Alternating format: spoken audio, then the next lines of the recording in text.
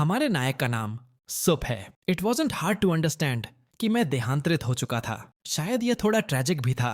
जैसे ही मैं यहाँ पहुंचा, मुझे ऐसे सिचुएशन का सामना करना पड़ा जिसकी मैंने कभी उम्मीद नहीं की थी। पिछले दिनों को याद करते हुए जब मैं एक ड्रीम से जागा तो सडनली मुझे पता चला कि मैं ट्रांसफर्ड हो चुका हूँ। यह मेरा इलेक्ट्रॉनिक आईडी कार्ड है। नेम, सब gender, male age, 18 year citizen of लजांगबाई सिटी। कई अन्य ट्रांसमाइग्रेंट्स की तरह मुझे भी एक नई आइडेंटिटी और नया नाम मिला। जिस वर्ल्ड में मैं आया हूँ वह अर्थ जैसा है, लेकिन यहाँ का साइंस और टेक्नोलॉजी हमारी धरती से कहीं ज्यादा एडवांस्ड है। यह दुनिया पहले ही इंटरस्टेलर ट्रैवल के एरा में एंटर कर चुकी है। बट सिर्फ साइंस और टेक्नोलॉजी ही सब कुछ नहीं है। इस दुनिया में सबसे ज्यादा इंपॉर्टेंस है सोल पेट्स की। यहाँ अनगिनत तरह के पेट्स एग्जिस्ट करते हैं जिनके पास एक्स्ट्रॉर्डनरी पावर्स हैं। यहाँ के स्पिरिट बीस्ट्स इंसानी सोसाइटी से बहुत क्लोजली जुड़े हुए हैं। स्पिरिट पेट्स काम और लाइफ के हर एस्पेक्ट में पार्टिसिपेट करते हैं, चाहे कॉम्बैट हो या फिर एक्सप्लोरेशन। हर जगह स्पिरिट पेट्स ही मेन रोल निभाते हैं।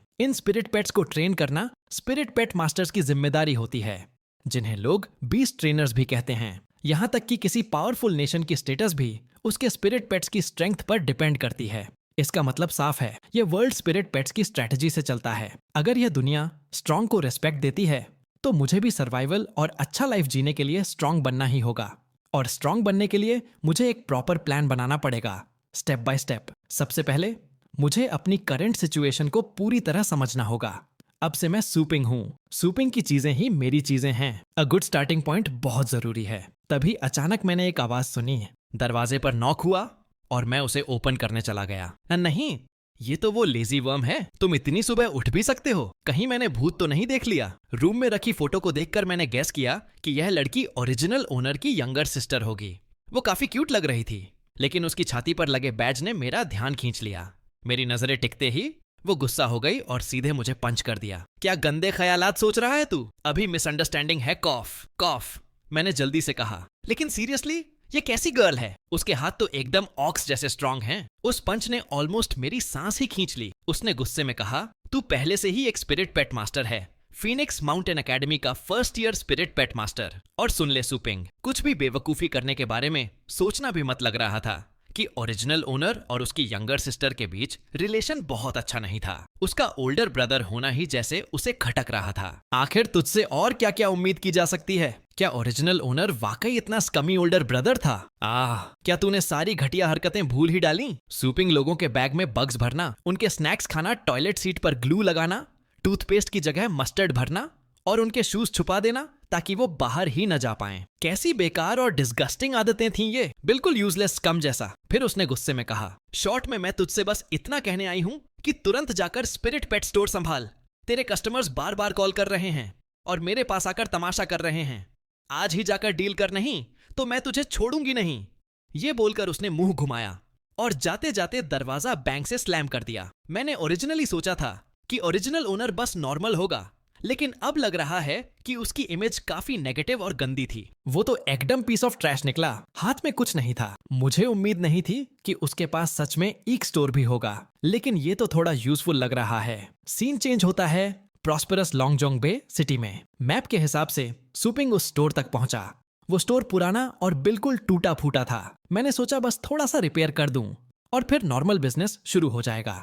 लेकिन डोर इतना रस्टी, डस्टी और कॉबवेब्स से भरा था कि जब मैंने खोलने की कोशिश की तो आधा ही खुला और अटक गया। जैसे ही मैंने सिर अंदर डाला, सामने का सीन देखकर दिमाग घूम गया। एक स्टूपिड डॉग अंदर पॉटी कर रहा था और ऊपर से उसके चेहरे पर ऐसा एक्सप्रेशन था जैसे मुझे हाई जज कर रहा हो। तू मुझे डाउन देख रहा है बेवकूफ कुत्ता?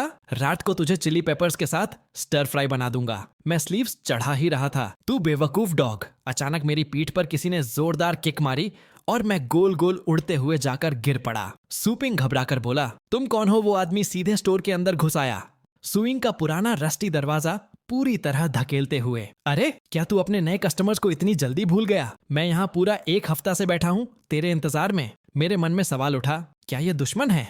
वो बोला, 3 दिन, पूरे 3 दिन हो गए। मैंने अपना ब्लैक गेल पैंथर तेरे पास छोड़ दिया था ताकि तू इसे अच्छे से रेज और टेक केयर कर सके, लेकिन तूने इसे 10 फीमेल लायंस के साथ बंद कर दिया। पता है उन 3 दिनों में इस बेचारे ने क्या क्या सहा है? तुझे जरा भी अंदाजा है कि उनके तरीके कितने क्रूअल होते हैं? मैंने झट से माफी मांगी। सॉरी, मैं इसकी पूरी रिस्पॉन्सिबिलिटी लेता हूँ। तुम्हारे स्पिरिट पेट की देखभाल अब मैं फ्री में करूंगा, बिना एक भी कॉइन लिए। हे भगवान, ये ओरिजिनल ओनर तो वाकई बहुत ही केयरलेस निकला। क्या मुझे सच में इसकी मीजली रेपुटेशन की परवाह करनी चाहिए? मनी ब्लैक गेल पैंथर, जैसे दिखा दे कि तेरी असली पावर क्या है। उसकी क्लॉज इतनी शार्प थी कि आसानी से ईंट पत्थर तक चीर सकती थी, लेकिन क्लॉज उसकी सबसे डेंजरस वेपन नहीं थी। उसका मेन अटैक था उसकी पूंछ पर मौजूद शार्प हुक। वो हुक सीधे सूपिंग की गर्दन की तरफ निशाना साध रहा था। सूपिंग ने पूरी ताकत से ब्लॉक करने की कोशिश की। Damn it! आखिर ओरिजिनल ओनर ने किस तरह के खतरनाक आदमी को प्रोवोक कर दिया था? क्या कोई बात कामली डिस्कस नहीं की जा सकती? सर, क्यों ना हम बैठकर बात कर लें, उसने जल्दी से कहा। ऐसा करो, मैं तुम्हें 3 गुना कॉम्पेंसेशन दूंगा, तुम्हारे सारे नुकसान की भरपाई कर दूंगा। लेकिन वो आदमी हंस पड़ा। कॉम्पेंसेट? तूने मेरे मेन बैटल स्पिरिट पेट को एकदम लिस्टलेस बेयर जैसा बना दिया है। अब बता, तू उसकी भरपाई आखिर किससे करेगा? फिर अचानक उस आदमी का चेहरा पूरी तरह बदल गया। तभी उस आदमी को याद आया कि ब्लैक गेल पैंथर ने हाल ही में एक नया मूव सीखा है। वो जोर से चिल्लाया, ब्लैक गेल पैंथर अपना नया स्किल इस्तेमाल कर इस स्टोर को उड़ा दे, अपनी खोई हुई प्रेस्टीज वापस पा, और मत भूल तेरे अंदर व्हाइट ड्रैगन ब्लड लाइन बह रही है। अगले ही पल उसके मुंह से तेज रोशनी निकली, इतनी ब्राइट कि आंखें चौंधिया गईं। ये पागल इंसान इतना पावरफुल कैसे है? और एक काला डॉग, उसके अंदर व्हाइट ड्रैगन की ब्लड लाइन कैसे हो सकती है? स्काई पियर्सिंग गेल ब्लास्ट। मेरे दिल में डर भर गया। क्या मैं ट्रांसमाइग्रेट होकर यहाँ आने के तुरंत बाद ही मरने वाला हूँ? क्या मैं इतना वीक हूँ कि मेरे पास खुद का स्पिरिट पेट भी नहीं है? जैसे मेरी बातें आसमान तक पहुंच गई हों। अचानक एक बिजली लाइटनिंग आकर सीधा सुइंग पर गिरी। फिर सब कुछ रुक गया। समय मानो फ्रीज हो गया। ब्लैक डॉग और उसका ओनर एक झटके में स्टोन स्टैच्यूज में बदल गए। अचानक एक आवाज गूंजी, system appeared, suitable target detected, beginning binding contract. मेरी आंखें चमक उठीं। फाइनली मेरा गोल्डन फिंगर आ ही गया। यही तो होना चाहिए एक ट्रांसमाइग्रेटर के लिए। लेकिन अगले ही पल सिस्टम ने कहा, binding with the tiny shack pet store. Damn it! Store से क्यों बाइंड कर रहा है? सिस्टम की वॉइस जारी रही, host bound to the super pet system. Suping तभी एक हल्की चमक मेरे शरीर में समा गई। अब से होस्ट का शरीर सुपर गॉड सिस्टम से जुड़ा है। स्टोर के साथ बाइंडिंग पूरी। होस्ट को डैमेज इम्यूनिटी प्रदान की जाती है। अब किसी भी प्रकार का अटैक तुम पर प्रभावी नहीं होगा। मैं हैरान रह गया। मतलब अब कोई अटैक मुझ पर असर ही नहीं करेगा। तो क्या मैं इनविंसिबल हो गया हूँ? लेकिन सिस्टम ने तुरंत जोड़ा, बाइंडिंग टारगेट है टाइनी शैक पेट स्टोर। और हाँ, स्टोर का ओनर भी साथ में बाउंड होगा। मैंने माथा पकड़ लिया। अरे भाई, थोड़ा और नॉर्मल सिस्टम नहीं मिल सकता था क्या? Installation complete. सिस्टम की आवाज गायब हुई और फिर समय दोबारा चल पड़ा। ब्लैक डॉग का ओनर चिल्लाया, ब्लैक गेल पैंथर, जल्दी से वो अटैक अनलीश कर। जैसे ही वो पैंथर अपना मुंह वाइड ओपन करके स्किल छोड़ने वाला था, सूपिंग सीधे आगे बढ़ा और उसका मुंह पकड़कर कसकर बंद कर दिया। गंभीर चेहरे से सूपिंग बोला, मेरे स्टोर के साथ तू क्या करने वाला था? उसकी आंखों में ठंडापन था। जितनी एनर्जी तूने मुंह में गैदर की है, उसे जल्दी से निगल जा। अगले ही पल वो पैंथर एकदम ओबीडियंट पपी की तरह जमीन पर लेट गया, मानो उसने कभी गुर्राना सीखा ही ना हो। सूपिंग अब वो कमजोर और डरा सहमा इंसान नहीं रहा। वो सीधा खड़ा हुआ और ऊंची आवाज में बोला, सर, क्या आपको मेरी स्टोर की सर्विसेज से कोई शिकायत है? ब्लैक डॉग का ओनर अब उतना एरोगेंट नहीं लग रहा था, क्योंकि उसने कभी सोचा भी नहीं था कि कोई आदमी उसके ब्लैक गेल पैंथर की अल्टीमेट मूव को इस तरह ब्लॉक कर सकता है। बारे हैंड से उस आदमी की आंखें फैल गईं। मैंने यहाँ कभी ऐसा मास्टर नहीं देखा। वो हकलाने लगा, नो, कोई सवाल नहीं है मेरे पास। सूपिंग ने मुस्कुराकर कहा, अच्छा है, तो फिर ब्लैक गेल पैंथर को कुछ और दिनों के लिए मेरे स्टोर में छोड़ दो। मैं इसका अच्छी तरह ख्याल रखूंगा। उस आदमी को लगा कि कहीं सूपिंग अब उसे चुप न करा दे। डर के मारे वो और उसका डॉग दोनों वहां से तेजी से भाग निकले। सूपिंग थोड़ी हैरानी में सोचने लगा, मैं सच में इतना स्केरी हूँ क्या? खैर, क्राइसिस सक्सेसफुली रिजॉल्व हो गया और स्टोर सुरक्षित बच गया। तभी सिस्टम ने अनाउंसमेंट किया, रिवॉर्ड ग्रांटेड। होस्ट को स्टोर रेनोवेट करने का एक मौका दिया जाता है। सूपिंग ने बिना देर किए रिवॉर्ड इस्तेमाल कर लिया। वो मुस्कुरा उठा, वाह, सोचा भी नहीं था कि ये सिस्टम इतना थॉटफुल होगा। तभी अचानक एक तेज हवा का झोंका स्टोर के अंदर से गुजरा। पल भर में स्टोर बिल्कुल नया लगने लगा। ग्रेनाइट फ्लोर इतना साफ था कि उसमें चमक दिखाई दे रही थी। ये तो सचमुच न्यू ईरा जैसा है। सिस्टम वाकई ऑसम है, सूपिंग ने उत्साह से कहा। तभी उसकी नजर एक रूम पर पड़ी। उसने दरवाजा खोला और अंदर देखा। वहां 2 पेट्स सो रहे थे, एक सफेद और दूसरा भूरा। ध्यान से देखने पर पता चला कि वो दोनों एक्चुअली एक पेट केज में थे, लेकिन केज उनसे छोटा क्यों दिख रहा था? सिस्टम ने तुरंत समझाया, ये एक पेट नर्चरिंग स्लॉट है। इसमें जो भी पेट भेजा जाता है वो ऑटोमेटिकली श्रिंक होकर स्टैंडर्ड साइज में आ जाता है। स्लॉट का मेन इफेक्ट है कल्टीवेशन और साथ ही इसमें हीलिंग इफेक्ट भी होता है। सुपिंग की आंखें चमक उठीं। ये तो अमेजिंग है, उसने हंसते हुए पूछा। लेकिन अगर वो बेवकूफ डॉग अंदर जाकर पॉटी कर दे? तो सिस्टम ने काम वॉइस में कहा, होस्ट चिंता मत करो, नर्चरिंग स्लॉट में जो पेट्स कल्टीवेट हो रहे होते हैं उन्हें भूख प्यास या एक्सक्रीशन की जरूरत नहीं पड़ती। सुपिंग ने केज की तरफ देखा तो ये दोनों पेट्स कहाँ से आए हैं? सुपिंग के सवाल सुनते ही सिस्टम ने नोटिफिकेशन भेजा, congratulations host, main quest activate हो चुका है। कृपया एक पेट चुनें और उसे कम से कम लेवल 3 या उससे ऊपर तक नर्चर करें। ऑप्शंस, एक मून चेसिंग डॉग, 2 थंडरलाइट रैट। सुपिंग चौंक गया। क्या यहाँ तक कि मेन क्वेस्ट भी खुद से एक्टिवेट नहीं होता? मतलब जब तक मैं पूछूंगा ही नहीं तब तक सिस्टम मुझे बताएगा भी नहीं। पक्का ये सिस्टम उतना रिलायबल नहीं है। उसने थोड़ी देर सोचकर कहा, डॉग्स के बारे में मेरी पहले से अच्छी इंप्रेशन नहीं है तो मैं चूज करूंगा थंडरलाइट रैट। तुरंत सिस्टम ने पेट की जानकारी डिस्प्ले की। नेम थंडरलाइट रैट लेवल, एक टाइप एलिमेंटल, पेट लाइटनिंग कॉम्बैट पावर लेवल, एक स्किल एडोरेबल। सुपिंग ने माथा पकड़ लिया। तो मतलब ये तो एकदम नॉर्मल सा बीस्ट निकला, कुछ भी खास नहीं। असल में इस पेट को सिर्फ व्यूइंग पेट माना जाता है और मानना पड़ेगा ये रैट सच में बहुत क्यूट दिखता है।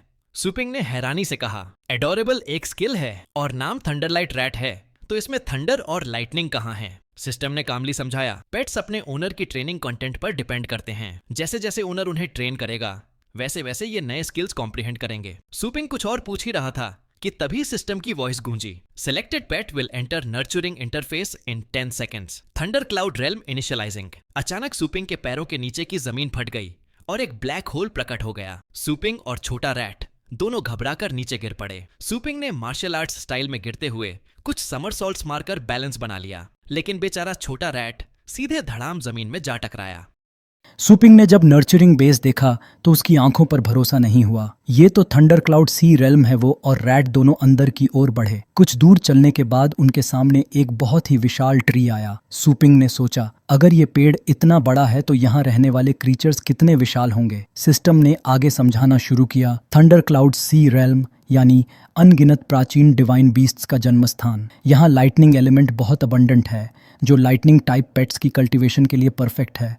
यहाँ पर 100 मीटर से छोटे जायंट बीस्ट्स मिलने की प्रोबेबिलिटी हाई है। 1000 मीटर के विशाल बीस्ट्स मिलने की संभावना भी हाई है, लेकिन उससे भी बड़े बीस्ट्स मिलने की प्रोबेबिलिटी बहुत लो है। थंडर क्लाउड सी रेल्म में 10,000 मीटर या उससे भी बड़े जायंट बीस्ट से सामना होना एक्सट्रीमली लो प्रोबेबिलिटी मानी जाती है। लेकिन फिर भी ये सो कॉल्ड न्यूबी एरिया काफी डरावना था। 100 मीटर के बीस्ट्स का सामना होने का चांस बहुत हाई था, लेकिन हर जगह जरूरी नहीं। जहां तक 10,000 मीटर से बड़े बीस्ट्स का सवाल है वो ऑलमोस्ट रेयर ही होते हैं। सुपिंग बहुत एक्साइटेड हो गया और सोचा ये तो बस डराने की बातें हैं। लेकिन उसी पल एक 10,000 मीटर से भी बड़ा बीस्ट उसके सिर के ऊपर से उड़ता हुआ निकल गया। हे भगवान, ये तो जिंदगी का पहला बड़ा शॉक है। फिर अचानक बीस्ट किंग ने एक जबरदस्त मूव छोड़ा। System host has died. Suping घबराकर चिल्लाया, ये अभी क्या हुआ? क्या मैं सच में मर गया? सिस्टम ने रिप्लाई दिया, 0.73 सेकेंड्स पहले होस्ट बीस्ट किंग के हाथों मारा गया। अब आप रेजरेक्शन स्पेस में हो,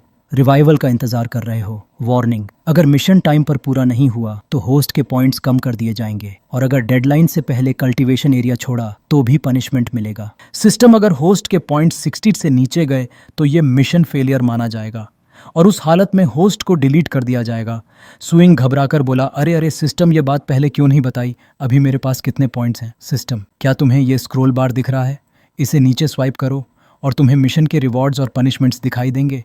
इसके अलावा तुम्हारे पॉइंट्स ऑलरेडी बहुत लो हैं, इसलिए तुम्हें अपने पॉइंट्स देखने का अधिकार नहीं है। सुपिंग चिढ़कर बोला, डैम इट सिस्टम, तू मुझे बेवकूफ बना रहा है। क्या न्यूबी विलेज में बीस्ट किंग रहने का क्या मतलब? एनकाउंटर होना तो लो प्रोबेबिलिटी इवेंट होना चाहिए था। सिस्टम, कामली होस्ट को चाहिए कि पहले सूटेबल प्रे फाइंड करे और उसे किल करे। इसके अलावा होस्ट की परसेप्शन एबिलिटी बहुत लो है। सजेशन है कि आप अपने पेट के साथ एक टेम्पररी कॉन्ट्रैक्ट साइन करो। सुपिंग, ठीक है, लेकिन पहले जल्दी रिवाइव तो कर मुझे। System host has been revived. System host successfully revived. अब टेम्पररी कॉन्ट्रैक्ट प्रोसेस शुरू हो रहा है। होस्ट की इमोशंस और परसेप्शंस थंडरलाइट रैट से लिंक हो गई हैं। अगर कोई असुविधा हो तो धीरे धीरे अडेप्ट कर लो। आपकी एडवेंचर के लिए शुभकामनाएं। आगे रास्ते में सुपिंग ने देखा एक घोड़ा आराम से घास खा रहा था। उसने सोचा ये तो अच्छा मौका है, लेकिन तभी उसने अपने पेट की फियरफुल फीलिंग्स महसूस की। लगता है यहाँ कुछ गड़बड़ है। अचानक जमीन हिली और एक विशालकाय जायंट सेंटीपीड बाहर निकला। उसने घोड़े को एक ही वार में आधा काट दिया। सूपिंग चौंक गया। ये तो 10 मीटर का बीस्ट है, लेसर पॉइजन सेंटीपीड, पर ये 100 मीटर तो नहीं है। चलो इसे मार गिराते हैं। उसने अपने पेट को कमांड दिया, थंडर लाइट आगे बढ़ो, इसके गले पर हमला करो। थंडर लाइट रैट पूरी स्पीड से सेंटीपीड की ओर लपका और उसकी मोटी गर्दन पर काटने की कोशिश की, लेकिन वो ये नहीं जानता था कि सेंटीपीड की स्किन पर सुपर थिक आर्मर है। नतीजा थंडर लाइट रैट बुरी तरह घायल हो गया और वहीं मर गया। थंडर लाइट रैट की मौत हेड ट्रॉमा की वजह से हुई थी, लेकिन उसी मोमेंट उसने एक नया स्किल कॉम्प्रिहेंड कर लिया। कॉलिजन पर इस स्किल को यूज करने के लिए उसका रिवाइव होना जरूरी था। सूपिंग सोचने लगा, गुड थिंग कि सिस्टम ने इन्फिनिट रिवाइव एबिलिटी दी है, वरना अगर मेरे पास 9 जान भी होती तब भी मैं इतना रेकलेस मूव करने की हिम्मत नहीं करता। System thunder light rat has been revived. Revive होते ही थंडर लाइट रैट ने सूपिंग के आदेश मानकर नया अटैक मेथड डिस्प्ले किया। अब वो बेवकूफ़ी से आर्मर पर सीधा नहीं टकराया, बल्कि पूरी ताकत से उस सेंटीपीड की पीठ और पेट के बीच वाले गैप पर जोरदार कलिजन किया और ये काम कर गया। अटैक इफेक्टिव था। सूपिंग खुशी मनाने ही वाला था कि तभी पास ही छुपा एक और जायंट पॉइजन सेंटीपीड अचानक निकला। उसने सूपिंग को आधा काट डाला। इधर थंडर लाइट रैट की हालत भी खराब हो गई। उसकी इंटरनल ऑर्गन्स बुरी तरह से फट गईं और वो फिर से मर गया। सूपिंग चीख पड़ा, revive revive, thunder light rat तुम हारना मत, परसिवियर करो, जल्दी रिवाइव हो जाओ। बार बार रिवाइव होकर थंडर लाइट रैट लगातार कोलिजन स्किल का इस्तेमाल करता रहा। धीरे धीरे उसकी बिजली इवॉल्व होकर थंडर लाइटनिंग ट्रांसफॉर्मेशन में अपग्रेड हो गई। ये ताकत इतनी जबरदस्त थी कि किसी भी डिफेंस को तोड़ने की एबिलिटी रखती थी। सूपिंग ने सोचा, ये स्किल कितनी इफेक्टिव है ये तो ट्राई करने के बाद ही पता चलेगा। फिर थंडर लाइट रैट ने पूरी स्पीड से स्पिन करके सीधे सेंटीपीड्स की स्वार्म में जंप मार दिया। Attack complete. कॉम्बैट पावर बढ़ी, स्ट्रेंथ एक लेवल ऊपर, मिशन प्रोग्रेस परसेंटेज भी आगे बढ़ी। लेकिन इस पावरफुल अटैक के बाद थंडर लाइट रैट का पूरा बॉडी टैटर्ड हो गया। लग रहा था कि उसकी स्टेमिना सिर्फ एक बार थंडर लाइटनिंग ट्रांसफॉर्मेशन अलाउ करती है। अब उसे रेस्ट लेकर नया शिकार ढूंढना होगा। तभी अचानक आसपास की जमीन जोर से हिलने लगी। सूपिंग घबराकर सोचने लगा, क्या ये अर्थक्वेक है? लेकिन नहीं, ये तो और भी डरावना था। सामने से एक पूरी swarm of giant poison centipedes निकल आई और उनमें से हर एक 100 मीटर ऊंचा था। जैसा अंदाजा था, असली अडल्ट सेंटीपीड्स आ चुके थे। अडल्ट सेंटीपीड्स यंग वालों से कहीं ज्यादा स्ट्रांग थे। वो सच में सूपिंग और थंडर लाइट रैट को अच्छी खासी मुसीबत दे रहे थे। सूपिंग ने अपने पेट को देखा। वो एग्जॉस्शन से हाँफते हुए जमीन पर पड़ा था। उस पल उसके मन में हार मानने का ख्याल आया। एनिमीज बहुत ज्यादा हैं, चाहे जितनी बार रिवाइव कर लूं, जीतना नामुमकिन है। तभी एक सेंटीपीड सूपिंग के सिर को काटने ही वाला था कि थंडर लाइट रैट ने अपनी पूरी विल पावर जुटाई और दोबारा थंडर लाइटनिंग ट्रांसफॉर्मेशन अनलीश कर दिया। ये मूव बिल्कुल लास्ट मोमेंट पर आया और सूपिंग को बाल बाल बचा लिया। जब तक सांस है तब तक उम्मीद है, हालात पलट सकते हैं। सूपिंग ने अचानक अपने दिमाग में पेट की विशेष सुनी। उसने ठान लिया, चाहे जान चली जाए मैं आखिरी सांस तक लड़ूंगा। और फिर शुरू हुआ मौत और रिवाइवल का सिलसिला। सूपिंग और उसका पेट बार बार मरते और रिवाइव होते रहे। शरीर तो रिवाइव होकर ठीक हो जाता था, लेकिन उनकी थकान हद से ज्यादा बढ़ चुकी थी। सूपिंग और उसका पेट दोनों पूरी तरह आउट ऑफ ब्रेथ थे।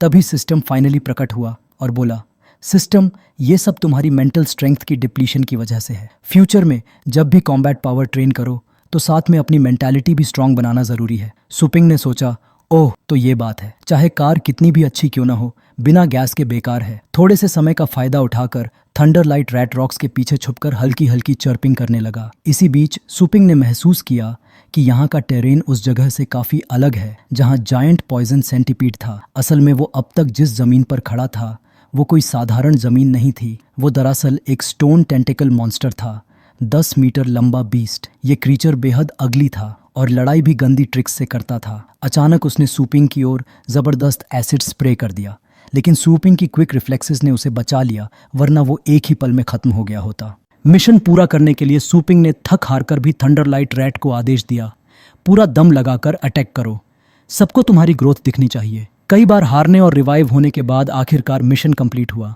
होस्ट रिवाइव हुआ 69 बार, थंडर लाइट रैट रिवाइव हुआ 800 बार। कुल मिलाकर पूरे 170 अटैक्स के बाद सक्सेस मिली। सिस्टम ने अनाउंस किया, थंडर लाइटनिंग ट्रांसफॉर्मेशन अपग्रेड होकर थंडर फ्लैश बन गया है। थंडर लाइट रैट ने नया स्किल कॉम्प्रिहेंड किया है। Thunder shadow clone reward item unlocked.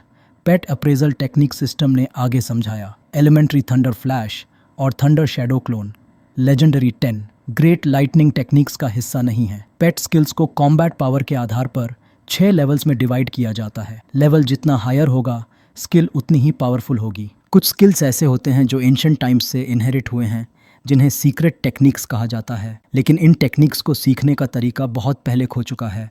अब सिर्फ वही टॉप क्वालिटी स्पिरिट पेट्स जिनकी एप्टीट्यूड एक्स्ट्रॉर्डिनरी होती है, वे ही इन्हें कॉम्प्रीहेंड कर पाते हैं। सिस्टम ने भी इस बात की पुष्टि की। थंडर क्लाउड सी रेल्म में लाइटनिंग एलिमेंट की प्योरिटी बेहद हाई है। थंडर लाइट रैट ने countless bar life and death situations का सामना किया और अंत में एक सीक्रेट टेक्निक कॉम्प्रीहेंड कर ली। इसमें कोई अजीब बात नहीं है। सूपिंग ने राहत की सांस ली। ओह, तो ये बात है। ठीक है, अब जल्दी से मुझे घर ले चलो। सिस्टम ने तुरंत कमांड दी। Closing order initiated. होस्ट और थंडर क्लाउड सी रेल्म के बीच का कनेक्शन तोड़ा जा रहा है। होस्ट और पेट के बीच टेम्पररी कॉन्ट्रैक्ट कैंसिल किया जा रहा है। Preparing to exit. सूपिंग के टेलीपोर्ट होते ही सीन बदल गया। लॉन्गहोंग बे सिटी के इनर सिटी में स्थित फीनिक्स माउंटेन एकेडमी में सालाना सिलेक्शन का फाइनल राउंड चल रहा था। यह स्पिरिट पेट बैटल टीम की अंतिम प्रतियोगिता थी।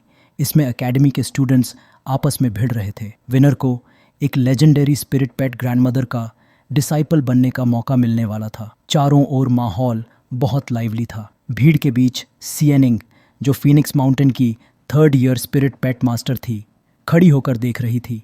शुरुआत में उसे लगा था कि क्वालिफाइंग राउंड्स आसान होंगे, लेकिन किस्मत ने उसका साथ नहीं दिया। पिछले 2 राउंड्स में उसका सामना ऐसे ओपोनेंट से हुआ जो चैंपियनशिप जीतने के प्रबल दावेदार थे, जंग जुआन और यीहियन। नतीजा यह हुआ कि उसे लगातार 2 बार हार झेलनी पड़ी और अब सबसे बुरा ये था, इस फाइनल राउंड में उसका मुकाबला होने वाला था जोंगजी से। चेनिंग ने मन ही मन सोचा, वाई एम आई सो अनलकी। उसके पास इस वक्त सिर्फ 100 टूथ टाइगर था, जिसे अभी अभी ट्रीटमेंट मिला था। भले ही वो पूरी तरह ठीक नहीं हुआ था, लेकिन स्टेज पर लड़ने लायक था। काफ़ी सोचने के बाद उसने निश्चय किया कि वो जाकर थंडर लाइट रैट को वापस ले आएगी। भले ही उसकी शक्ति बहुत कम हो, लेकिन कम से कम उसके पास 2 स्पिरिट पेट्स तो होंगे, जिससे प्रतियोगिता में भाग लेने की एलिजिबिलिटी पूरी हो जाएगी। किसी भी हाल में वो हार मानने को तैयार नहीं थी। उसने ठान लिया कि चाहे रिस्क उठाना पड़े, 100 टूथ टाइगर को ही स्टेज पर भेजेगी। यही सोचते हुए वो पहुंच गई सूपिंग की स्पिरिट पेट स्टोर में। जब सूपिंग ने सुना कि वो थंडर लाइट रैट की मालिक है और उसे लेने आई है, तो उसके मन में हल्की सी उदासी छा गई। इसलिए उसने थोड़ा इरिटेट होकर जवाब दिया। सिएनिंग को लगा शायद ये इसलिए नाराज हैं क्योंकि वो तय समय से पहले पेट लेने आ गई है, जिससे प्रॉपर नर्चरिंग पूरी नहीं हो पाई। कुछ पैसे कमाने के बाद सूपिंग ने थंडर लाइट रैट को उठाया, उसे अपनी बाहों में लेकर प्यार से कहा, go home with your honour but don't forget me. Pet की असली मालिक सू यानिंग ने पेमेंट किया और वो पैसा अपने आप सिस्टम द्वारा एनर्जी में कन्वर्ट हो गया। तभी सिस्टम ने एक नया मिशन दिखाया। मिशन 7 दिन के अंदर अपनी खुद की एक पेट क्रिएट करो। Reward, spirit pet master skill book. Awakening fluid खरीद कर स्पिरिट पेट मास्टर बना जा सकता है। फेलियर, पॉइंट्स काट लिए जाएंगे। अगर पॉइंट्स बहुत कम हो गए तो होस्ट डिलीट कर दिया जाएगा। सिस्टम ने आगे समझाया, स्टोर अब होस्ट की कॉन्शियसनेस में एग्जिस्ट करेगा। फ्यूचर में अगर कुछ खरीदना है तो बस एक मंत्र, स्पेल बोलना होगा और स्टोर अपने आप खुल जाएगा। ये सुनकर सूपिंग ने तुरंत अवेकनिंग फ्लूइड खरीदने पर क्लिक किया, लेकिन जैसे ही देखा तो गुस्से से बोला, डैम सिस्टम, इतना एडवर्टाइज करता है पर सब लॉक्ड है। सिस्टम ने फिर रिस्ट्रिक्शन लगाया, अवेकनिंग फ्लूइड खरीद नहीं सकते। होस्ट के पास एनर्जी कम है। एनर्जी सिर्फ पैसों से मिलती है और सिस्टम उसे बदलता है 100 वेन रेशियो पर। सूपिंग ने अपनी घड़ी देखी। आज की अर्निंग से बस 1 पॉइंट बचा था। ये पॉइंट उसे थंडर लाइट रैट की नर्चरिंग फीस 180 रुपये से कन्वर्ट होकर मिला था। वो गुस्से में बड़बड़ाया, ये सरासर बकवास है। एक स्पिरिट पेट जिसने 10 महान सीक्रेट टेक्निक्स कॉम्प्रीहेंड कर ली हों, उसकी वैल्यू बस 100 पॉइंट्स। ये तो इंसल्ट है। उधर फीनिक्स माउंटेन एकेडमी के बैटल स्टेज पर फाइनल राउंड्स जारी थे। जॉन सियाओ का मैजिक ड्रैगन हाउंड ने सिर्फ एक ही मूव में सू यानिंग के 100 टूथ टाइगर को बुरी तरह घायल कर दिया। जॉन सियाओ भी तीसरे साल का स्टूडेंट था, लेकिन एकेडमी में उसे इलीट का दर्जा मिला हुआ था। शक्ति का फर्क शुरू से ही साफ था, इसलिए नतीजा भी तय था, हार। सू यानिंग की हार पहले से ही तय थी। उसका 100 टूथ टाइगर बुरी तरह घायल हो चुका था। असल में यानिंग भी एकेडमी की अच्छी प्रतिभाओं में से एक थी, लेकिन किस्मत ने उसका साथ नहीं दिया। पहले ही राउंड्स में उसे 2 बड़े एस प्लेयर्स यानी एकेडमी के एलीट्स से भिड़ना पड़ा। नतीजा ये हुआ कि उसके सभी स्पिरिट पेट्स गंभीर रूप से घायल हो गए। अब उसके जीतने की कोई उम्मीद नहीं बची थी। स्टेज के बाहर लाल बालों वाली एक लड़की ने टिप्पणी की, ये लड़की बहुत कम उम्र की है, हार की स्थिति को फेस करना नहीं जानती। अपनी ताकत बचाने के बजाय इतना रेकलेस फाइट करना ये बुद्धिमानी नहीं है। 2 और दर्शकों ने सिर हिलाते हुए कहा। बाहर से देखने वाले हमेशा साफ सोच सकते हैं, लेकिन जो अंदर होता है वो उलझ जाता है। असल में इस प्रतियोगिता का नतीजा उसके भविष्य से जुड़ा था। भले ही एक्सप्लोरेशन टीम में जगह पाने की उसकी योग्यता छिन गई हो, फिर भी उसे एक मौका मिल सकता था। इसीलिए इवन अगर जीतने की कोई संभावना नहीं थी, फिर भी सु यानिंग ने ठान लिया कि वह आखिरी दम तक पूरा जोर लगाएगी। अब बारी थी सु यानिंग की, क्या वो हार मान लेगी या आखिरी सांस तक लड़ाई करेगी। उसका 100 टूथ टाइगर पहले ही एक बार हार चुका था। हालांकि उसका इलाज हुआ था, लेकिन वो पूरी तरह रिकवर नहीं हुआ था। अब दोबारा चोट लगने से उसकी हालत और बिगड़ गई थी। जीत की उम्मीद लगभग शून्य। क्या वाकई उसका तीसरा साल फीनिक्स माउंटेन एकेडमी में इस तरह खत्म होगा? मंच पर खड़े जोंगजी जोर से हंसे। इतनी सी ताकत, मैजिक ड्रैगन हाउंड, इसे जल्दी खत्म कर दो। जैसे ही जोंगजी ने हमला किया, माहौल कांप उठा। उनका इरादा साफ था, टाइगर को पूरी तरह खत्म करने से पहले ही लड़ाई खत्म कर दे। भीड़ में खड़ी चियानिंग ने घबराकर चिल्लाया, मैं सरेंडर करती हूँ। रेफरी तुरंत आगे बढ़ा और मैच रोक दिया। रेफरी ने समय रहते दखल दिया और सु यानिंग की जान बचा ली, लेकिन मैच वो हार चुकी थी। स्पष्ट था, यानिंग का मन अंदर से हिल चुका था। अगली बारी में अब उसके पास सिर्फ एक ही स्पिरिट पेट बचा था, थंडर लाइट रैट। लेकिन मुश्किल ये थी कि स्पिरिट पेट स्टोर से लौटने के बाद से वो रैट तो बस जंक फूड कुतर रहा था। यानी क्या सचमुच वो स्टोर में जाकर बिगड़ गया है? सु यानिंग मन ही मन सोच रही थी, अगर 100 टूथ टाइगर तक हार गया तो ये छोटा रैट तो और भी आसानी से कुचला जाएगा। क्या मैं सचमुच इसे मंच पर भेजूं? इससे तो ये केवल घायल ही होगा। तभी होस्ट की आवाज़ गूंजी, लेडीज एंड जेंटलमैन, नियमों के अनुसार सु यानिंग के पास अब केवल थंडर लाइट रैट बचा है जो प्रतियोगिता में उतर सकता है। भीड़ में सन्नाटा छा गया। सु यानिंग के दिल में सवाल था, क्या मैं सचमुच इसे लड़ने भेज दूं? भले ही मेरे पास इसे लेवल अप कराने का सीक्रेट हो, लेकिन एक लेवल 1 रैट सिर्फ कुछ देर के लिए ही टिक पाएगा। सिस्टम ने संकेत दिया कि थंडर लाइट रैट की शक्ति लेवल 3 तक बढ़ सकती है, लेकिन होस्ट ने जोर से घोषणा की, सभी जानते हैं कि अगर एक लेवल 3 मैजिक ड्रैगन हाउंड का सामना लेवल 1 थंडर लाइट रैट से हुआ तो नतीजा सिर्फ एक तरफा पिटाई ही होगी। भीड़ में अलग अलग आवाज़ें गूंज उठीं। कुछ लोग हौसला बढ़ा रहे थे, सु यानिंग डर मत, कोशिश कर, शायद चमत्कार हो जाए। तो वहीं कुछ लोग ताने कस रहे थे, जॉन छियाओ का, डॉग तो रैट को खा जाएगा, नीचे उतर जाओ, सरेंडर कर दो। इन आवाज़ों के बीच सु यानिंग का मन भी डगमगाने लगा। शक्ति का अंतर बहुत बड़ा है। मैं थंडर लाइट रैट की जान यूं ही खतरे में नहीं डाल सकती। लगता है मुझे यहीं रुकना होगा। वो सरेंडर कहने ही वाली थी कि तभी थंडर लाइट रैट अचानक मंच पर कूद पड़ा। होस्ट ने तुरंत घोषणा की, मैच शुरू हो चुका है। इस समय जोंगजी के चेहरे पर घमंडी मुस्कान थी। बिना इजाजत स्टेज पर कूदने की हिम्मत। मैजिक ड्रैगन हाउंड, उस रैट को जलाकर राख कर दो। जैसे ही ड्रैगन हाउंड ने आग उगली, थंडर लाइट रैट ने खुद को संभाला और पलटवार करने की कोशिश की। लेकिन तभी सु यानिंग की आवाज़ गूंजी, जल्दी लाइटनिंग स्पीड से बचो। ओनर की आवाज़ ने उसकी पावर गैदरिंग तोड़ दी। वो अटैक चैनल ही नहीं कर पाया और अगले ही पल ड्रैगन हाउंड के कई फायरबॉल सीधा थंडर लाइट रैट पर बरस पड़े। जोंगजी ने मौका देखकर और जोर से हमला किया ताकि मैच तुरंत खत्म हो जाए, लेकिन सु यानिंग अभी भी अनजान थी कि थंडर लाइट रैट अपग्रेड हो चुका है। वो तो बस बार बार उसे पावर इकट्ठा करने और लाइटनिंग स्पीड से डॉज करने का आदेश देती रही। भीड़ में बैठे कुछ दर्शकों ने अचानक फुसफुसाते हुए कहा, रुको, थंडर लाइट रैट की चालों में कुछ अलग लग रहा है। भीड़ में अचानक हलचल मच गई। ये लाइटनिंग स्पीड इतनी तेज कैसे हो सकती है? अब तो मजा आने वाला है। थंडर लाइट रैट ने ड्रैगन हाउंड के फायरबॉल्स को चकमा देकर स्टेज पर बिजली की तरह दौड़ लगाई। फिर वो अपनी जगह पर लौट आया और अचानक उसके छोटे से शरीर से लेवल 7 लाइटनिंग स्किल फूट पड़ा। भारी गर्जना के साथ बिजली का प्रहार हुआ। मैजिक ड्रैगन हाउंड पल भर में रोस्टेड होकर मानो 7 कोर्स की फीस्ट बन गया। उसकी रिलीज्ड पावर इतनी ज़बरदस्त थी कि उसने ऑडियंस को बचाने वाली प्रोटेक्टिव बैरियर तक तोड़ डाली। पूरा स्टेडियम दंग रह गया। क्या एक level 1 thunder light rat level 7 skill चला सकता है? सचमुच नई पीढ़ी को हल्के में नहीं लेना चाहिए। ये शब्द थे वाइस प्रिंसिपल डोंग के। दूसरी तरफ जॉन्जी हक्का बक्का रह गया। अपने पेट की हालत देखकर वो अजीब सी हंसी हंसा और बड़बड़ाया, नहीं, ये तो मुमकिन ही नहीं है। तभी सिस्टम की कोल्ड आवाज़ गूंजी, विनर है सु यानिंग और उसका पेट थंडर लाइट रैट। पूरा स्टेडियम तालियों और चीयर से गूंज उठा। ऑडियंस हैरान थी। थंडर लाइट रैट तो बस एक नॉर्मल पेट है, ये इतनी हाई लेवल स्किल कैसे यूज़ कर रहा है? सू यानिंग भी अपनी आंखों पर यकीन नहीं कर पा रही थी। अभी कुछ दिन पहले तो ये वीक था, कहीं ये सब उस डार्क स्पिरिट पेट स्टोर की वजह से तो नहीं, या फिर उस स्टोर का मालिक कोई छुपा हुआ लेजेंडरी मास्टर है। लेकिन उसकी शक्ल तो बिल्कुल वैसी नहीं लगती। सीन कट होता है। सू पिंग का स्टोर। वो आराम से झाड़ू लेकर डॉग की पॉटी साफ कर रहा था और अचानक छींक पड़ा। अरे कमबख्त कुत्ते, हर जगह गंदगी मत कर। अजीब है, लग रहा है कोई मेरा नाम ले रहा है।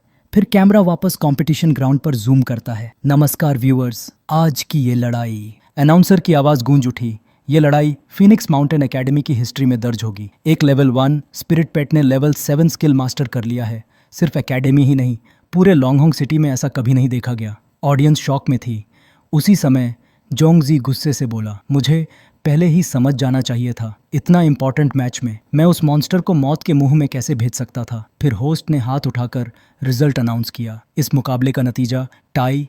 अब दोनों कंटेस्टेंट्स को प्रिपेयर होना था फाइनल लाइफ और डेथ बैटल के लिए। क्या जोंगजी कोई ऐसी चाल चलेगा जिससे वो थंडर लाइट रैट को हरा पाए? जोंगजी ने अपना डॉग वापस बुलाया और कोल्ड एक्सप्रेशन के साथ सू यानिंग की ओर देखा। सू यानिंग, तुम वकाई काफ़ी अच्छी निकली, बट तुम बस इतने ही हो, जोंग शाओ ने कोल्ड हंसी के साथ कहा और एक नया बीस्ट समन कर दिया। Rock rhinoceros beast. Audience shock में चिल्ला उठी। ओ माय गॉड, सू यानिंग का थंडर लाइट रैट तो बस उसके नाखून जितना छोटा है। सू यानिंग की आंखों में भी चिंता झलक रही थी। ये अर्थ टाइप स्पिरिट पेट है और मैंने इससे पहले कभी यूज़ करते नहीं देखा। रॉक राइनोसेरस जो लेवल 4 अर्थ स्पिरिट पेट था, ओपोनेंट से 3 लेवल ऊपर और साथ ही एलिमेंटल एडवांटेज भी रखता था। अब तो साफ लग रहा था ये बैटल थंडर लाइट रैट के लिए बहुत ज़्यादा डेंजरस होने वाली थी। लेकिन थंडर लाइट रैट ने बिना डरे सामने स्टेप लिया। उसकी आंखों में चैलेंज की चमक थी। मैच शुरू होते ही जोंग शाओ के चेहरे से साफ झलक रहा था कि वो इस बार पूरा कॉन्फिडेंस रखता है। जोंग शाओ ने अब अपनी पूरी ताकत बाहर ला दी थी। इस बैटल का रिजल्ट क्लियर है। अगर कंट्रोल ना हो और ब्लड लाइन एट्रीब्यूट्स क्लैश ना करें तो रॉक राइनोसेरस की जीत पक्की है। लेकिन छोटा सा थंडर लाइट रैट बिल्कुल नहीं डरा। उसकी आंखों में प्योर फाइटिंग स्पिरिट जल रही थी। लगता है अभी तक इसने अपना असली स्ट्रेंथ अनलीश ही नहीं किया। मैच शुरू होते ही सू यानिंग ने सोचा था कि पहले एक एनहांसमेंट स्किल डाल दूं, लेकिन थंडर लाइट रैट ने तो बिना इंतज़ार किए सीधा रॉक राइनोसेरोस की तरफ चार्ज कर दिया। डिस्टेंस बहुत ज़्यादा होने की वजह से एनहांसमेंट डालने का चांस निकल गया। बाहर खड़े लोग फुसफुसाए, ये सू यानिंग की गलती है, एनहांसमेंट स्किल का यूज़ नहीं किया। सू यानिंग ने एनहांसमेंट स्किल नहीं यूज़ किया और सीधा थंडर लाइट रैट को रॉक बीस्ट राइनो से लड़ने दिया। जोंगजी ने कमांड दी, रॉक राइनोसेरोस, इस छोटे रैट को कुचल दो। जैसे ही राइनो ने जोरदार हमला किया, अचानक थंडर लाइट रैट 2 हिस्सों में बंट गया। ये था उसका thunder shadow remnant image. Audience कैसे पॉसिबल है? ये तो एक और रैंक 7 स्किल निकला। एक एल्डर एक्साइटेड होकर बोला, बहुत ही इंटरेस्टिंग है, मुझे सू यानिंग को अपनी टीम में लेना होगा। लेकिन थंडर लाइट रैट ने राइनो से सीधी फाइट नहीं की। वो सीधा जोंगजी की तरफ चार्ज कर गया। ये स्ट्रैटेजी थी। सू पिंग के ट्रेनिंग की किंग को टारगेट करो, आर्मी अपने आप गिर जाएगी। हमेशा दुश्मन की सबसे कमजोर जगह पे वार करो। अरीना में फाइट अपने पीक पर थी। थंडर लाइट रैट ने ओपोनेंट के कमजोर बिंदु पर लगातार वार किया, जिससे जोंगजी की ताकत धीरे धीरे कम होने लगी। मजबूर होकर जोंगजी ने एक तीसरे स्तर की ढाल एस्ट्रल शील्ड एक्टिवेट की, लेकिन हवा में कूदते ही थंडर लाइट रैट ने अपना अल्टीमेट मूव थंडर सेवरेंस चला दिया। एक ही वार में ढाल पूरी तरह टूट गई। अटैक इतना ताकतवर था कि जोंगजी सुरक्षित तरीके से पीछे भी नहीं हट पाया। रेफरी ने तुरंत दखल दिया और जोंगजी को पकड़कर बचाया, क्योंकि वो पूरी तरह बेहोश हो चुका था। रेफरी ने घोषणा की जोंगजी हार चुका है। तीसरा मुकाबला सू यानिंग की जीत। पूरा दर्शक दीर्घा एक साथ गूंज उठा। सू यानिंग, सू यानिंग। सू यानिंग को यकीन ही नहीं हो रहा था। उसे लगा जैसे वो सपना देख रही हो। थंडर लाइट रैट ने थंडर सेवरेंस के साथ साथ एक और 7वें स्तर की कला थंडर शैडो रेमनेंट इमेज भी सीख ली थी। उसके मन में बस एक ही विचार आया, ये सब उस स्पिरिट पेट स्टोर की वजह से है। ज़रूर उसके पीछे कोई छिपा हुआ महागुरु है। सबको लग रहा था कि ये स्टोर बिल्कुल सिंपल है, लेकिन असल में ये बेहद गहरा और रहस्यमयी निकला। बाहर से देखने पर तो ये नॉर्मल दिख रहा था, पर अंदर एक पियरलेस एक्सपर्ट छिपा हुआ था। इस वक्त सू पिंग स्टोर के अंदर लेटा हुआ सोच रहा था, मुझे 7 दिन में 10,000 पॉइंट्स कमाने हैं, सिर्फ कस्टमर्स पर डिपेंड होके। उसने सोचा कि पेट बोर्डिंग से ये पॉसिबल नहीं होगा, क्योंकि उसे सिस्टम की अनाउंसमेंट याद आई। अभी के लिए स्टोर सिर्फ 3 सर्विसेज प्रोवाइड करता है। एक पेट बोर्डिंग टू पेट रेंटिंग थी। पेट फूड सेलिंग सिस्टम ने अभी तक उसे नर्चरिंग यूनिट नहीं दी थी। इसलिए स्टोर में जो 2 पेट्स बोर्डिंग पर हैं वो बस ट्रैश प्रोडक्ट्स हैं जो सिस्टम ने फ्री में दिए हैं। बोर्डिंग फ़ी भी बस 10 पॉइंट्स पर आवर हैं। ऐसे तो कुछ बनता नहीं, तो अब रेंटल और फूड सेलिंग पर ही भरोसा करना होगा। सुपिंग ने मन में सोचा, ये सब कुछ रैंक, स्ट्रैटेजी, एप्टीट्यूड और कॉम्प्रिहेंसिव असेसमेंट पर डिपेंड करता है। फिलहाल होस्ट सुपिंग के पास कोई पेट नहीं है, इसलिए वो असेसमेंट नहीं कर सकता। जहाँ तक फूड बेचने का सवाल है, होस्ट को खुद नर्चरिंग एरिया में जाना होगा और वहाँ से फूड कलेक्ट करना होगा। उसकी क्वालिटी के हिसाब से प्राइस तय किया जाएगा। सुपिंग ने सोचा, पहला तरीका तो पैसे लाने वाला नहीं है, छोड़ो दूसरे के लिए मेरे पास क्वालिफिकेशंस नहीं है, तो फिर मुझे तीसरा ऑप्शन ही चुनना होगा। फिर उसने सिस्टम से पूछा, सिस्टम क्या पेट फूड पूरे नर्चरिंग एरिया से हार्वेस्ट किया जा सकता है या सिर्फ डेंजरस जगहों से? जैसे थंडर क्लाउड सी से पूरा नर्चरिंग एरिया अवेलेबल है। System thunder cloud sea realm तो बस countless high level nurturing areas में से एक है, और जितना हायर लेवल एरिया होगा उतनी ही ज़्यादा चांस होगी कि वहाँ से हाई क्वालिटी फूड हार्वेस्ट किया जा सके। Rare food, damn it! Suping गुस्से में बोला, 3 दिन पहले का नर्चरिंग टास्क तो सिर्फ रैट के साथ ट्रेनिंग तक लिमिटेड था। पूरा समय वेस्ट हो गया। अगर ऐसे ही चलता रहा तो कुछ नहीं होगा। उसने ठान लिया, 3 दिन में मुझे वॉर पेट बनना ही होगा। सबसे पहले उसने सिस्टम से नर्चरिंग एरियाज की लिस्ट देखने को कहा। सिस्टम ने एक लंबी लिस्ट डिस्प्ले की, लेकिन हर एरिया के लिए एनर्जी पॉइंट्स चाहिए थे। Nurturing area cost, top level 1000 points, high level 100 points, mid level 10 points, elementary level 1 point. Suping के पास सिर्फ 1 पॉइंट बचा था, इसलिए वो सिर्फ लोएस्ट लेवल एरिया में ही जा सकता था। वो अफसोस करने लगा, अगर पिछली बार कोई हर्ब हार्वेस्ट किया होता तो आज इतनी मिजरेबल हालत न होती। तभी सिस्टम फिर से प्रकट हुआ, जैसे सुपिंग का मजाक उड़ा रहा हो। सिस्टम सुपिंग, एक क्वालिफाइड होस्ट को हमेशा कैलकुलेशन करनी चाहिए और कभी रिसोर्सेज वेस्ट नहीं करने चाहिए। सिस्टम होस्ट को सेल्फ अवेयरनेस रखनी होगी और स्पिरिट पेट से जुड़ी हर चीज़ कलेक्ट करनी होगी। इसी वजह से तुम्हें outer star cloud area allocate किया गया है, एरिया 1000, ताकि तुम स्पिरिट पेट्स को लेवल अप करने का कोई मौका मिस न करो। सुपिंग ने तुरंत कहा, मैं अंदर जा रहा हूँ। सिस्टम, कंग्रेचुलेशंस होस्ट, अब तुम आउटर स्टार क्लाउड एरिया 1 से कनेक्टेड हो। जैसे ही वो अंदर स्टेप करता है, सिस्टम अनाउंस करता है, newbie reward received space cube. इसके अंदर हैं 3 portions, 1000 herb ancient flower. Appraisal technique फ़िलहाल थॉट के थ्रू यूज़ की जा सकती है। तुम चाहो तो कभी भी इसे बाहर निकाल सकते हो। सर्च टाइम है 1 दिन और तुम्हें मिलती हैं 30 free deaths. Good luck. Suping ने जल्दी से सोचा, इतना अर्जेंट टाइम है और मैं थॉट से यूज़ कर सकता हूँ, तो पहले अप्रेजल टेक्निक ही लेता हूँ। इस टेक्निक से अब वो किसी भी फूड का नेम, टाइप और रैरिटी देख सकता था। अप्रेजल टेक्निक सिर्फ नेम और रैरिटी ही नहीं दिखाती थी, बल्कि फूड के यूजेस और इफ़ेक्ट्स भी बताती थी। सुपिंग ने देखा कि इजी टू हार्वेस्ट जगहों पर मिलने वाला खाना ज़्यादातर कॉमन और लो वैल्यू होता है। जैसे ही वो दूसरे एरिया में गया, उसके सामने एक रॉक पाइथन आ गया जो उसे निगलने की कोशिश कर रहा था। वहीं उसने देखा ये जगह रॉक फायर फ्रूट से भरी हुई थी। ये तो रेयर आइटम है। ये fruit fire type damage skills बढ़ाने में यूज़फुल था और फायर टाइप स्पिरिट पेट्स का सबसे फेवरेट फूड भी। सुपिंग ने सोचा, जैसा उम्मीद थी, हाई वैल्यू फूड हमेशा डेंजरस जगहों पर ही होता है। मेरी स्टोरेज स्पेस भी लिमिटेड है, तो ऑर्डिनरी फूड रखने का कोई फ़ायदा नहीं। मुझे सिर्फ सबसे एक्सपेंसिव आइटम्स ही लेने होंगे। ये सोचकर उसने जान की बाजी लगाकर स्पिरिट फूड उठाया और जल्दी से उसे अपने न्यूबी स्पेस में डाल दिया, लेकिन उसी पल रॉक पाइथन ने उसे काट लिया और वो वहीं मर गया। फिर भी सुपिंग का जज्बा कम नहीं हुआ। वो सच में परसिस्टेंट इंसान था, बार बार मौत को रिस्क में डालते हुए भी आगे बढ़ता रहा। सुपिंग ने एक ही दिन में अपनी लाइफ को 30 बार रिवाइव किया। तभी सिस्टम ने उसे नर्चरिंग एरिया से टेलीपोर्ट कर दिया। न्यूबी स्पेस में भरी हुई हार्वेस्ट को देखकर उसने सारी हार्डशिप्स भूल गई। अब उसे ये सब शेल्फ्स पर रखना था ताकि बेचकर इनकम अर्न कर सके। सुपिंग ने कुल 30 रिवाइवल्स यूज़ किए और जो भी पेट फूड उसने हार्वेस्ट किया था उसे तुरंत शेल्फ्स पर रखकर बेचना ज़रूरी था। सीन बदलता है। अब बात हो रही थी मेडिसिनल मटेरियल्स और पेट फूड की। सिटी में एक पेट था जो दिखने में चिकन जैसा था। वो कुछ दिनों से बीमार था और खाना खाने से इनकार कर रहा था। अलग अलग तरह का खाना उसके सामने रख दिया गया, फिर भी ये स्पिरिट पेट उसे नहीं देख रहा था। चिकन के ओनर की चिंता बढ़ गई। मेरे बेबी ने 1 हफ्ते से कुछ नहीं खाया, अब मैं क्या करूं? उस बूढ़े आदमी के पीछे खड़ा था एक ब्लैक वुल्फ, जिसे जीना के लिए टेम किया गया था।